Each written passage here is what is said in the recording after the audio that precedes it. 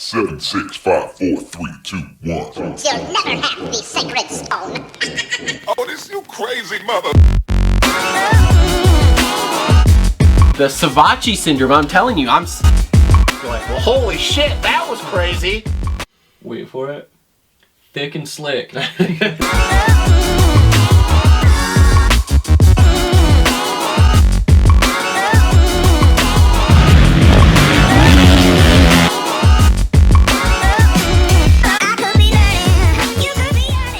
Yo, what's up, everyone? Welcome to another episode of the Moto Aftermath Show, episode number 218.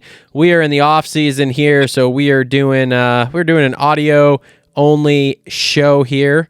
So for everyone watching, sorry that you don't get to see our pretty faces. In all fairness, on Tuesday we had a meeting. It was me, it was Cole, it was Justin. I said, "Hey, everybody, good for a show Sunday?" Everybody told me, "Yeah." And then, I mean, Justin's just dead or something. I don't know. I don't know where he's at. He's not here. He's refusing to talk to us. He's not here. Cole is at least on the phone. I'll give him like 15% credit for being on the phone, but that's all he's getting out of me. But we're here to kind of do our normal, regular off-season show here, where we're going to kind of just talk about some things that happen in the off-season here. Couple of races that have happened that we haven't really got to talk too much about. We're going to talk about some team moves. We're going to talk about a little bit of amateur stuff, and kind of go through things that have happened here over the last 4 or 5 weeks since Desnations. So, before we get started, just thank our sponsors here. All of our sponsors have been with us all year, and most of them are continuing into next year. So, thank our presenting sponsors, TLR Coatings, Premier Custom Trailers, and Energy Fuel, the best fucking drink out there. Links in the description for all those. Also on board with us, Alias Sport, Adept Creative Co, Holster Co, Gutter Worx, JT Cycle, Isaac Nelson Designs, Clutch Media, all of them on board. Check links in the description down below. Discount codes in the description down below. We may have a Holster Co reload rant. I'm not sure. I may get fired up about something. We'll find out here over the course of the next hour here. Before we get into this any farther, on the phone with me, he is our Supercross only co-host. You might have seen him in some of our reels and shorts tagged as the fat old slow guy.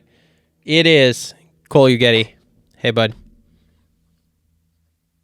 I'm back, baby. I'm back. That's a loose term right now. Cue that Aerosmith song. There's a loose That's term. what I'm talking about. Loose term right now. We cannot do that. We will get a copyright claim. We won't be able to make any money. The saddle again. Oh my God. You know what I'm Okay. All right. Let's get into this. What do you want to start with? You want to start with straight rhythm or World Supercross? Dude, hit me with any topic you want. I just want to talk about dirt bikes. Well, I rode them today. I love dirt bikes. I mean, I built some Supercross jumps. Did you? I was at Martin, absolutely struggling to find a flow, but here we are. Sounds terrible. We're just out, I'm just looking at it as a workout these days. Yeah, pretty much. They rode down the street at that new track at Needham's yesterday. It's not finished yet, but they rode down there. I did not get my bike out, but I think we're going to ride there Thursday. So we'll see how that goes. I'm going to try to... I'm a stone's throw away now, so maybe I'll ride down there. Yeah, well, we'll see, man. We'll see. Like I said, they were like, "Oh yeah, we're gonna ride Thursday too." I was like, "Okay, sweet. Well, maybe I'll get the bike out Thursday then." I wasn't getting it out yesterday. I wasn't having it. So, okay. So let's start. I guess then let's start with straight rhythm here. So straight rhythm, dude. Marv is just the fucking man when it comes to straight rhythm, isn't he? I was very impressed. I mean, there's a lot of different factors thrown in there. First time on a 2-stroke for him. First time on the direct injected 2-strokes as well, which is a whole different animal. There's the EFI 2-strokes. Yep. Just all of that, and to win that, not only win the event, but not lose a run. And still hasn't lost a run, like out of every single run he's taken. That is a big It's factor. pretty damn there. impressive, man. That is a big fact. When they threw that out there, that he has not even lost a run ever at this race is impressive. So, he was wildly impressive just because he didn't even look like as fast as what he apparently was, because that was wild. Yeah, he like just watching him the way he rode, it was like very BMX style. Like I noticed after the whoops, like or like Mad Skills, like if you play Mad Skills, that's how he was approaching that track. Like he came out of the whoops and like popped the front wheel up right off that last whoop and kind of set it down 3 feet before the top of that little double, kind of in Mad Skills terms, wheelie fling it. And and that you're splitting hairs, right? And that was a few tenths alone, just pushing through like that and kind of wheelie flinging the jumps. Yeah. And he was doing that right in the middle of the rhythms as well. And damn, it was cool to watch. Now, I will say, I think Kenny would have been a lot closer had there not been any rain. I think he came off that metal grate and he definitely looked a little shook in the rain. So yeah, the rain definitely played a factor. I don't know if it would have been closer, but it cost us a little bit there. I think it would have been. I think maybe Marv still wins, but he might lose a round at that point. It definitely cost us a little something there. So, and speaking of K, dude, that scrub was fucking ridiculous. Like. Yes. First off, that jump was ridiculous. Albano there, like holy shit, that was awesome. That was a crazy jump to start with. Everybody was talking about how huge it was, the knuckle on it, the lips on it, everything was just it was just crazy. And then on top of that, Kenny just throws that scrub. And I mean, dude, he was 3.5 feet lower than Marv. Like, it was unreal. Well, it was Barsha he did the nasty one on. Oh, yeah, that's right. Yeah, so he was still 3.5 feet lower than him. It was wild. It was one of those scrubs you don't see very often. Like, it's one of those ones like Stewart at Muddy Creek on Alessi. Yes. That's one you think of. Yep. You think of Stu going past Carmichael in 07. Yep. Just... when you think about scrubs, it's those moments, and then that one right there just cemented itself into scrub history. And I think the best part is that it was on Barsha. And there's only one thing that would have made it better, because Barsha would have done it, would have looked right into Kenny's soul. I wish that Kenny would have just looked over right into Barsha's soul and like kind of gave him that fuck you thing. And I think there was a little bit of attitude there, because you think back, Kenny's interview was, where was it? Arlington, maybe, where Barsha threw it in Kenny's eye, and the back tire hit the fender or something, and it was all on GoPro. They both had GoPros on. Oh yeah. You remember that one? Yep. And those guys, we don't forget. Us riders, we don't forget. No. And I think there was a little bit of attitude there. Like the interview after that race was pretty dang funny, where Kenny was like, "Yeah, Barsha, he's not the brightest light in the room, I must say." And I think there's definitely a little attitude there too. Like, I watch this kind of thing, which was for us fans phenomenal. So, did it shock you how good he was on that Yamaha, only having one day on it? The Yamaha or the Yamaha? That YZ250 there, did that shock you how good he was on it? Not really, man. Kenny is just one of those guys I think he can throw his leg over anything and absolutely shred. And I think that bike was head and shoulders better than the Honda that he was riding, and he was still pretty dang good on that Honda. So I don't think it really shocked me much. I guess, when you got Mitch Payton in your corner and tuning in the carburetor and stuff like that, you don't really have to worry about that kind of thing. So I really wasn't too shocked about that. But all in all, man, it's just a badass event. Like, I think it's really cool. Yeah, it's very... And some of the one-off stuff. It's like, very low-key. Gear? Yeah, oh yeah, AP's gear was fucking hilarious. How about like AJ Catanzaro with that bike from what's it called, from Italy or whatever. Can't get it running. He's running like, I don't know if you've listened to or watched any of his stuff. That was a fiasco with that thing. And then you got Mitch Payton over here just tuning everybody's stuff. Like, it's pretty wild. Yeah. He's literally, It's pretty awesome, man. It's like real laid back, and even like the gear design kind of stuff, like Webb, that set of gear that Webb was wearing, he actually designed that himself. yeah. Which was pretty cool. And then guys like Haney are competitive. Like it's cool. The guy, it'll never happen, but I would love to see Stu do it again. Yeah, but no way. The Stu. We're not talking Mookie, but no we're way. talking James. Yep. I mean, and congratulations to James. I know he'll probably never, ever hear my voice say this, but congratulations, James, on getting into the Hall of Fame. And damn, James, you're looking trim. It looks like you're getting ready for something. Yeah, getting ready for, dude, he's like me. He's training for Supercross, bro. Like, we're getting ready. His jawline was back, son. Me and Stu are coming in hot, dude, for SX 2023 here. It's going to be great. Well, yeah, James's jawline is back. Yours, on the other hand, I don't know, man. But no, yeah, that's. And how about let's go 125 class, man. Carson Brown, dude, I have that on my list here. Yeah, that was impressive. That 3.3 he was doing was fucking huge on a 125. Everybody said that, like, yeah, that's not a great idea on a 125, and he did it in the rain too. So yeah, and the other thing that kind of is a testament to his talent is he had two different bikes there. So he would do one run on a Yamaha and one run on a KTM, and feeling them both out, which was cool that this event is something that allows that. Mm-hmm. And then also his skill and talent level to be able to ride both of those bikes and decipher which one would be better for him. Yep.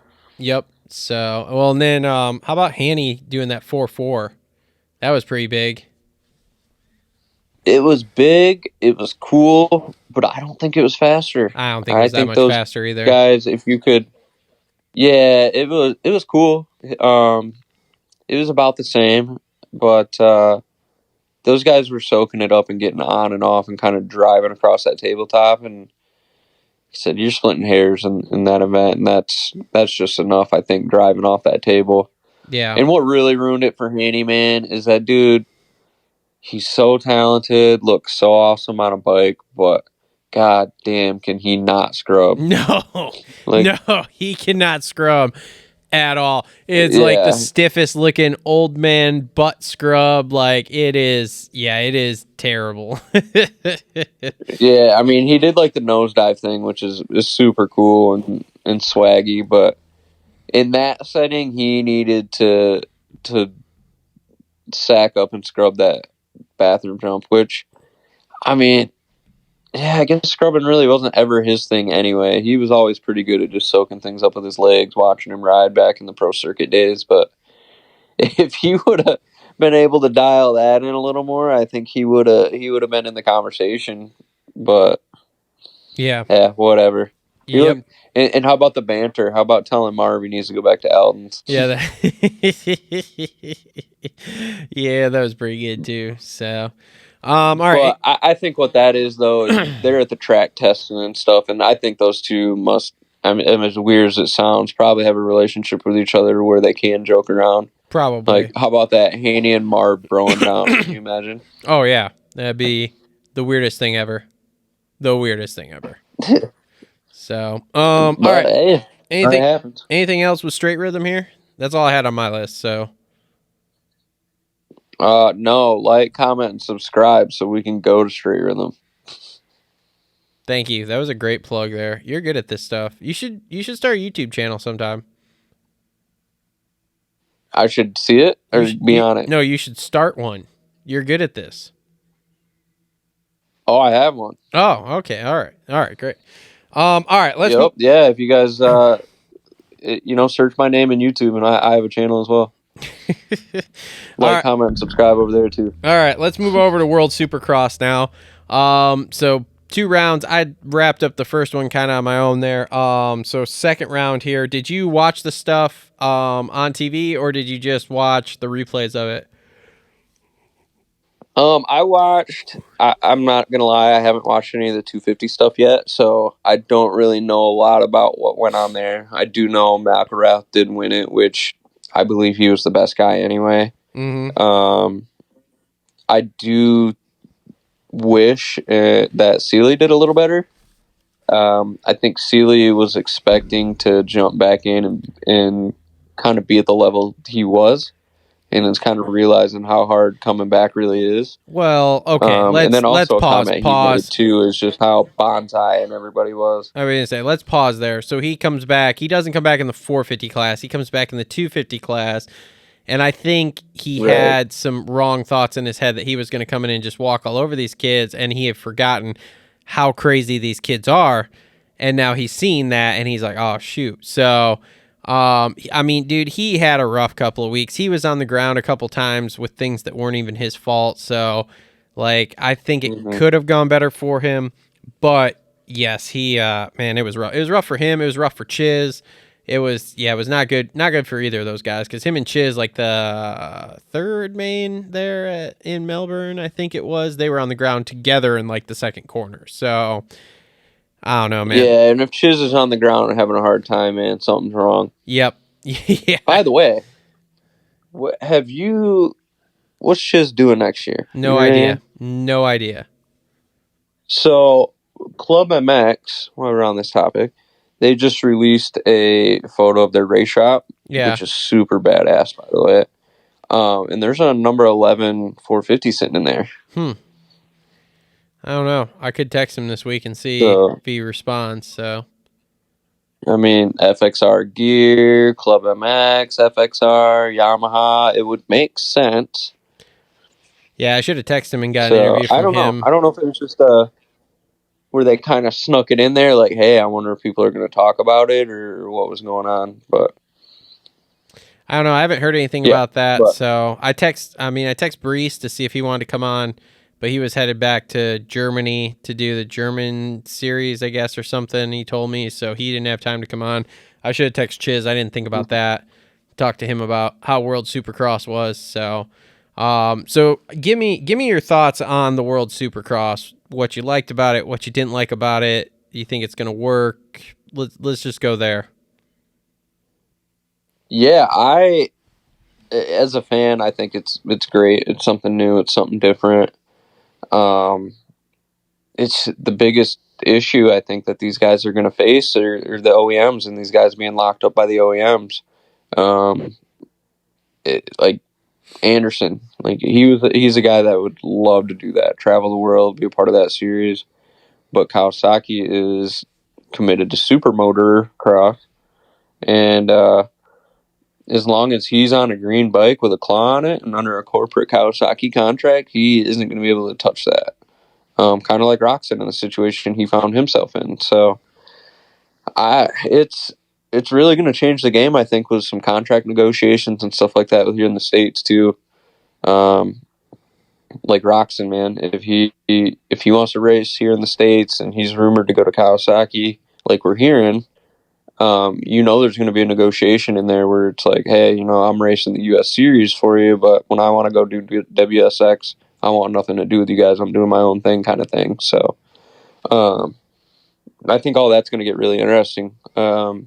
And another scenario, Kawasaki could come back and be like, okay, we'll do a different contract with you, and we'll step up and help you in World Supercross too, kind of thing. So, who knows? It's going to be rewriting some contracts, I think, in my opinion, for some of these guys. Do you think some of these guys sign deals with teams there and then come in essentially as a privateer for the U.S. Series? Like, they talked about this on Gypsy a little bit. Like, can you imagine, okay, say Kenny right now, he's got, he's the, we'll air quote it, world champion, right? So say your Reeves, like, yeah, we want you on the team next year, whatever. Okay, cool. So he comes back and brings a whatever Honda like he was riding and goes out and rides the first, say 5 rounds of Supercross here or whatever on that bike. He's just in a motorhome with an easy up outside of it because it's all West Coast swing anyway. Like, is that not is that not good marketing for the World Supercross to be like, yeah, so our championship guy is over here just waxing the AMA guys, so come see our series or something like that. So I mean, I don't know. Yeah. I'm just saying it's an interesting thought to think about, because I mean, it's not like Feld is going to tell these guys, no, you can't come ride. So, well, here's what I would do if I'm who is it? Adam Wheeler? yeah. Is that the guy's name? Yeah. Adam Wheeler. Yep. Adam Wheeler. If for some reason you ever listen to this, sponsor Ken Roczen. Be his title sponsor. Have him race in the States with WSX all over the bike. When Kenny wins or gets on the podium, he has to shout out World Supercross. What kind of a shit show would that cause? That to Ken me, Roczen that's on awesome. the World Supercross back Honda. That to me is awesome. Wouldn't that be awesome? Oh, I think that's totally what should happen. That would be great. So, I mean, it would probably never happen, but could you imagine the shit storm show, whatever term you want to use that would cause? I mean, what's Feld going to do? Are they going to throw a fucking fit and say Ken Roczen can't race here? Do you want to know what that's going to cause? Like, it's, I don't know. Yeah, but I think they're dumb enough to do it. They are pretty fucking stupid. That's a thing. And I should not talk all this shit because I'm definitely sending an email off about a media pass for this week. So this will go well. No. So, Yeah, right. it probably won't go well. No, not at all. So how about the Brayton Freeze situation here? Have you heard or looked into that at all?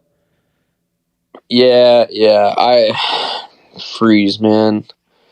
That guy, he's a modern day Michael Essie. Slower than Michael Essie, though. But, like, just own it. Just own it. That's all I ask. Don't say, oh, yeah, my rear tire slipped or whatever. It was plain as day what he was doing. You could see him talking to Grant Harlan on the line in the broadcast. It's literally on the broadcast. And, I don't know, man. It's just Vince Freezy is a good fucking rider. Let me just say that. But god damn, he makes some stupid decisions. My thing is, you must make a. Go ahead. My thing is like how many times is Mike Genova and them gonna let this happen before they're like, look, dude, we just can't keep you anymore, because like he's gonna end up hurting. Yeah, someone. but like, I think I know they like it because it does bring media to the team type deal, and bring coverage to the team. But at the same time, it's like, okay, so at what point then does this guy actually do something? I mean, we almost got it last year with him and Craig. Like, he was 6 inches away from absolute disaster with Craig. So at what point does he, at what point do you just say, look, dude, I can't keep doing this because you're going to hurt somebody. You're legitimately going to actually hurt one of these guys. And then at that point, then your team is just dead because, like, you just can't be a part of that. Like, I mean, I love rough racing, and like I'm okay with rough racing here and there, whatever. But man, there has to be a point, and there just doesn't seem to be a point with him. And like you said, he doesn't own it. Like, you go back and you look at Barsha last year at the end of the year with Mookie. He owned that shit, okay? And everybody kind of looked at it. At least he did. Yeah, and everybody kind of looked at it and went, well, that's Barsha, and at least he owned it.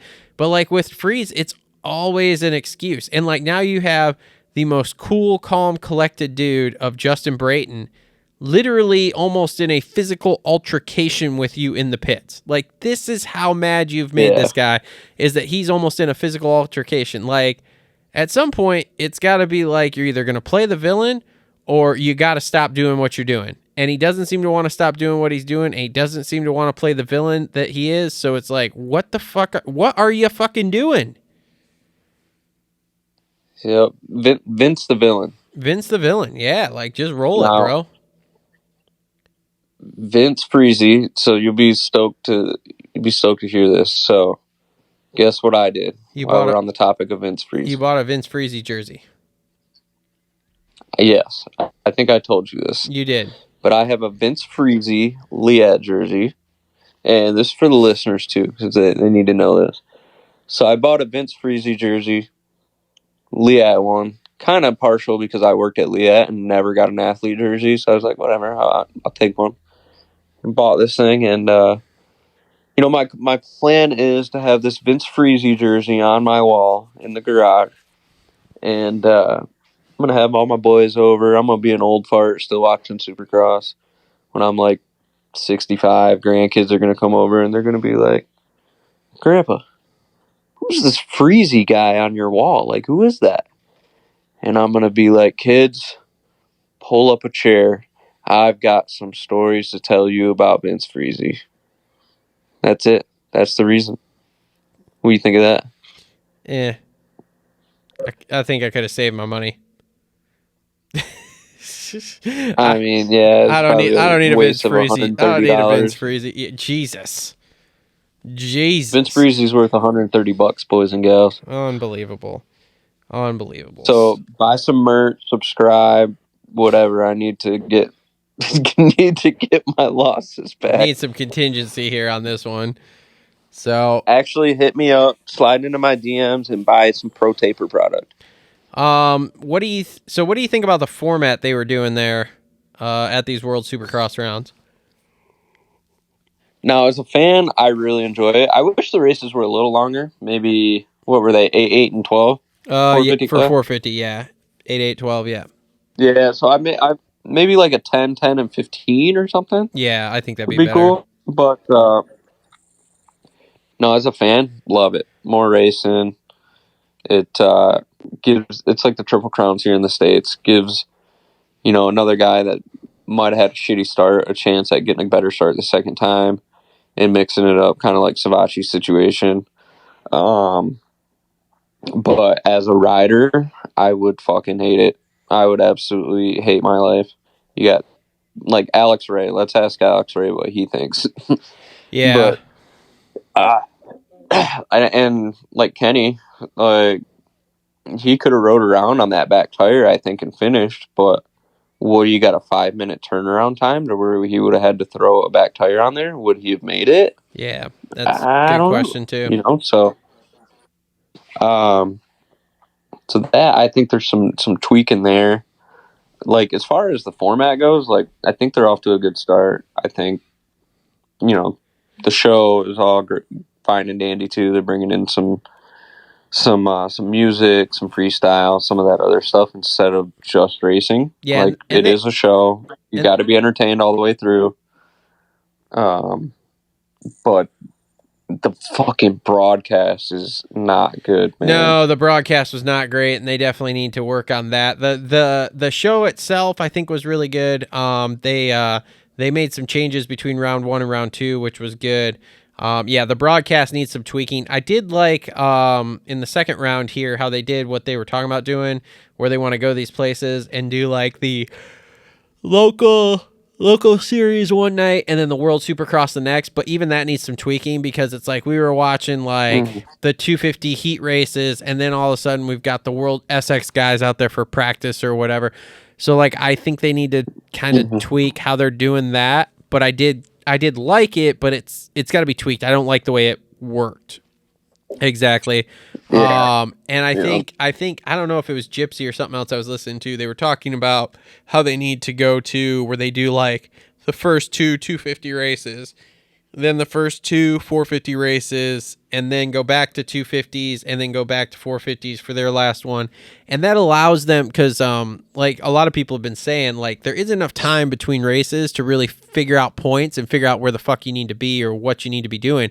So if you did that and allowed more time between race number 2 and race number 3 with both of the classes, well, now you can figure out points. Now you can figure out all the different who needs to finish where and what and how in order to win this race or whatever, and you can kind of build some story and build some drama behind it. Like right now it's so fast that it's like, man, you go through race 2 and it's like you got 5 minutes to start a race 3. Well, who has what points? Who needs to finish where? I don't Right. understand what's like. There's too much with it. So I think they do need to work on spreading that out. I'm sure they will. Like I said, they've taken some cues between race 1 and race 2 already. So I'm sure next year when we start hitting this hard, it's gonna be better. Yeah, and like I said, the broadcasting too with Ralph Shaheen, man. This is where I'm going with this. Like Ralph Shaheen, that is my point here. Like what? That guy's a turd. Man, Ralph's Like a great guy, but I listened to some one-on-one podcasts with him, like that Steve did with him, yeah, and liked the guy. Like good guy. I understand his like the blue Yamaha thing when he was explaining all that kind of stuff. I get it. But damn, like you give him something to, he drives it home over and over and over again. And his whole drop the gate, like right as the gate hits the ground shit. I hate it so much. Hate it. I'm like, Jesus. Like, it's pretty nostalgic and cool hearing Jeff and Ralph. But hearing them, I don't miss them one bit at all. Nope, not Do at you all. miss Ralph and Jeff after No. listening to World Supercross broadcast? No, not at all.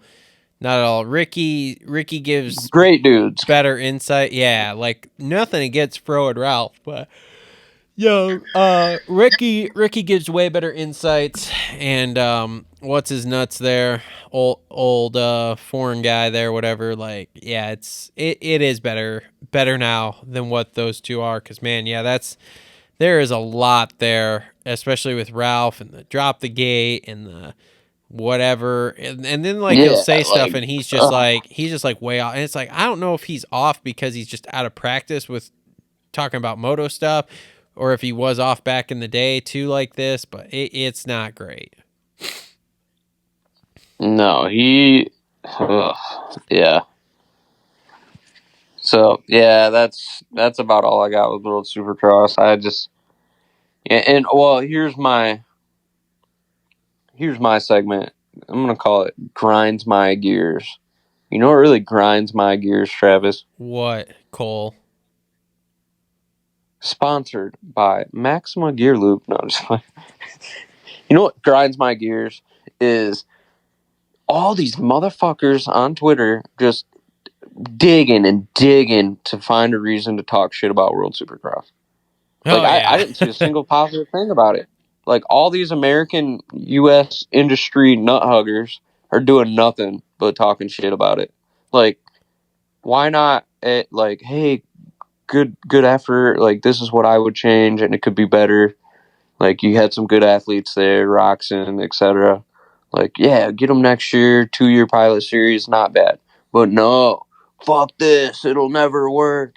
Fucking garbage ass tracks, flat tires, blah blah blah blah blah. Like, get the fuck out of here. Give these guys a chance. There's a bunch of dudes online that are really good at logistics for worldwide events. They are so good at logistics for worldwide events by saying how this won't work and what's wrong with it and the dirt and on and on and on and on. And it's like, man, you've never left Hobunk, Kentucky. How the fuck do you know what happens in London? Very confused here. Very confused. Right. So, yeah, no, there's a bunch of fucking morons out there definitely hating on it. There's definitely improvements to be made, and I think we'll see that. Were the tracks great? No. Do they have the possibility to be better? Yes. Do I think they're going to get better? Yes. So I think for what we had here, which was a 2-round warm-up soft launch series, I think it was okay, and I think by next year it's going to be leaps and bounds ahead of where it is this year, and I think they have enough money to run for several years before we really have to start worrying about, like, is it going to go away? So, yeah, I think we're good on all of that. Yeah, and last thing I'll say about World Supercross, and this is kind of my conspiracy theory, you know how much we love conspiracies. Do you think they'll be getting together with like the promoters of like this weekend? We've got Paris going on, Geneva, etc., and bringing those into the series. I don't know, man. I'm not sure about that. I don't really know. So it Because really if I'm depends. those guys, I would be at least talking to them, like saying, "Hey, how could we make this work to, where your event is part of the World Supercross Series?" You know what I mean? I'll be really honest, probably not, because Eric Pinard's not going to want to piss off the US teams, because he still wants to have access to these US guys to bring them over for his events like this. So my thing is like, I don't think it'll really hurt him, but is it going to hurt his attendance because World Supercross is going to go into these places too? And so all of a sudden now you're going to go from, well, Paris was the only French SX race that had these US guys, to now all of a sudden, oh, there's a WSX round, in August or whatever here. No, I'm saying like it is the WSX round. Yeah, not two of them. that's what I'm saying is I don't think so, because I think Eric Pinard's going to want access to these US guys to be able to bring them over. So, no, I don't think it's going to work that way. I think they're going to end up also going to war kind of with WSX, which is stupid, but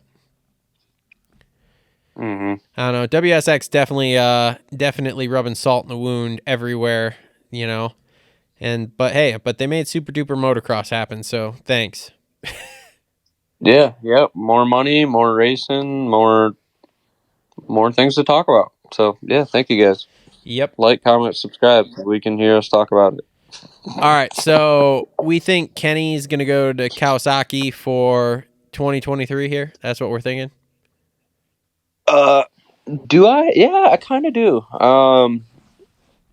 The Red Bull thing is the biggest obstacle. But like what we heard JT say, if they get $1 million to stroke a check to him, fuck it, they're getting Ken Roczen, a worldwide athlete. And I think maybe Monster will have a little more money to play around. You know about this lawsuit they just won? Yeah. Yep.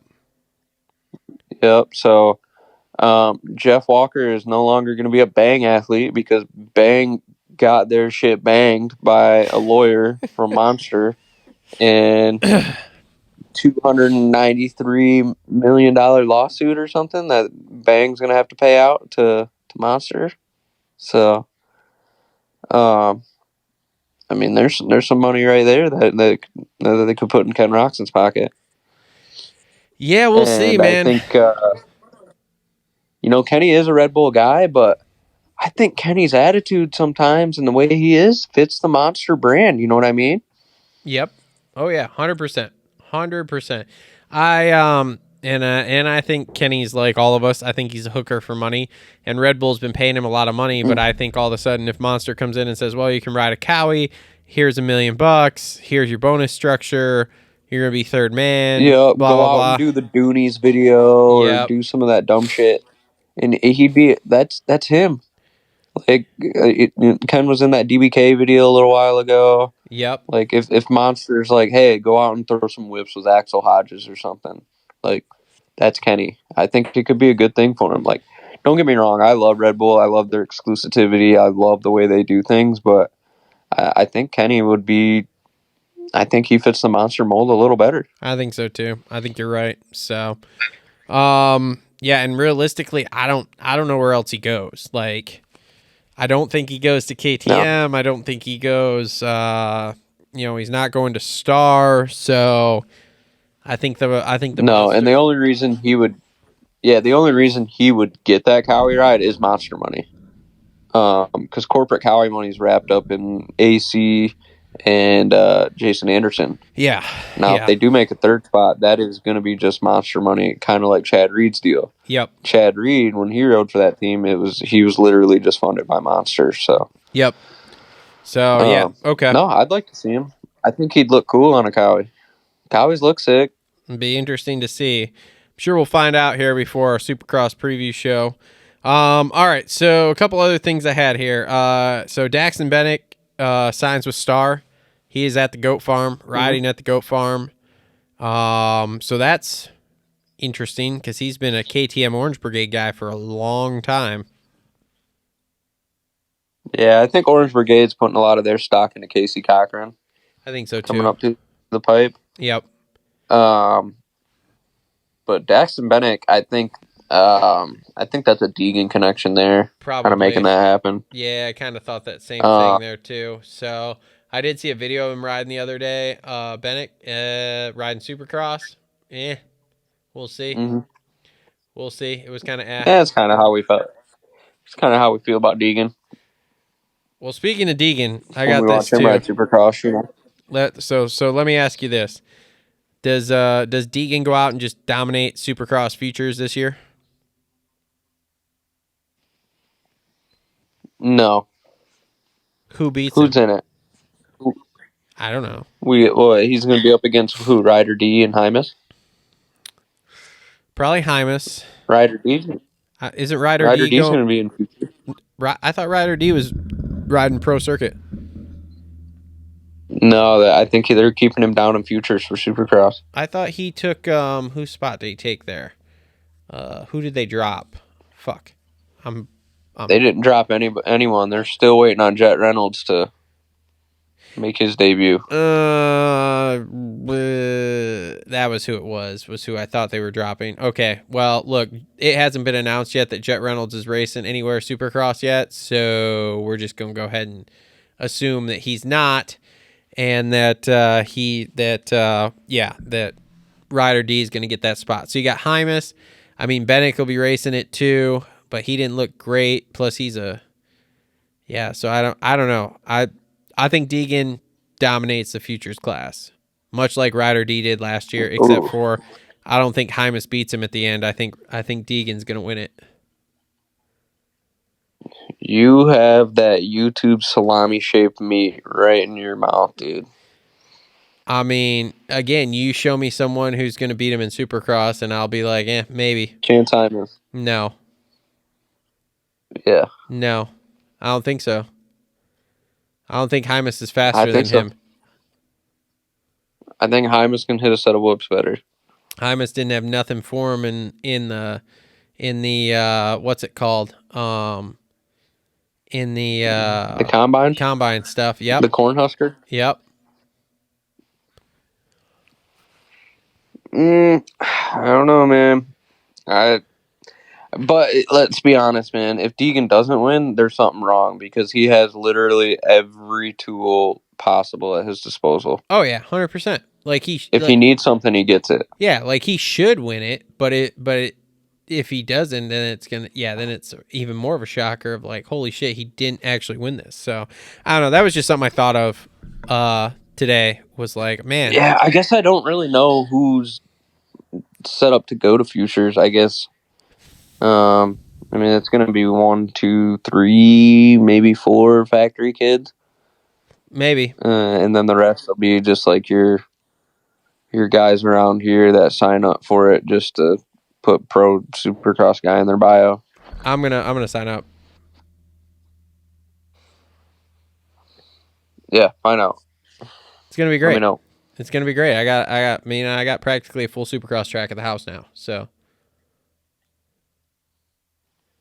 Okay, good talk. No, you don't. Yes, I do.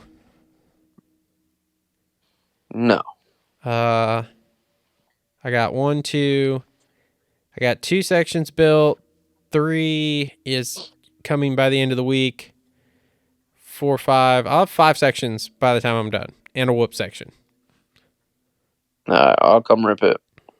On your motocross suspension, on your gas 450. I'll ride your stock cock Yamaha. I'm getting Supercross suspension done next week. Okay, there we go. We're going futures here. Futures at 40. This is the next name of the next video, okay?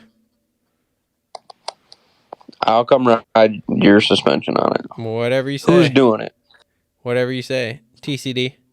Who's doing the suspension? TCD. Okay. It's going to be great, dude. Carnow style. I'm excited, dude. OnlyFans over here. All right, anything else you got? I don't have anything else for this show here. That's all I got. This is a short show, and since Justin, here's my Holster Co. reload rant. Justin, where the fuck are you? No call, no show. No call, no show. Like a fucking asshole. Hey, Have you seen this dude in NASCAR? Who? Have you seen this video going on right now from the race today? No, not yet. I'm watching Formula One right now. This motherfucker, on NASCAR 05, you go into the corner and you just ride the wall around it. Yeah. All right, so this motherfucker needed like 2 spots to get into the final 4. Okay. He puts her in 5th, puts her on the wall, wide open, rides the wall in the last corner, passes 5 dudes, and gets it. That's awesome. Like NASCAR 05 GameCube style. That's awesome. Dude, go look it up. It's going to be talked about forever. I'm going to. This is going to be sick. Where'd they race today? I don't know. Martinsville, maybe. Oh, okay. All right, yeah, I'm gonna look that I don't up. follow NASCAR a lot, but it was badass. It was cool. Yeah, I don't follow it at all either. Been watching it a little more, but no. Other than that, man, that's all I really got on my mind. I guess the only other thing, Colt Nichols to HRC. That's interesting. We'll see how that goes. I'm not really sure how that happened. Is where you're getting at? No, I'm not sure how it goes for him. We'll have to see. Yeah, it'll be interesting. I think the only reason he got that ride is, and I like Colt because he's a hustler. He's not afraid to ask. And I think it's just a matter of him picking up the phone and saying, "Hey, I want to ride that bike. I want this opportunity. Like, what's it going to take?" Yeah. Whereas like a guy like Savachi, who would have been in a good position for that ride, I don't think he's picking up the phone and calling. Yeah, probably not. Because like Nichols, when he got his Star Yamaha ride, he knew where Star Yamaha guy got where they were going. He'd show up and ride with them. Yep. Like same thing. And that's what he was going to do. He said he was going to move to California and just show up and ride at the tracks with those guys. Yeah. And I think that's what happened. He just picked up the phone and called, and he's a likable guy. I think he'll be growing pains. I think he'd be like 12 to 15 maybe. Mm-hmm. Maybe squeak in top 10 here and there.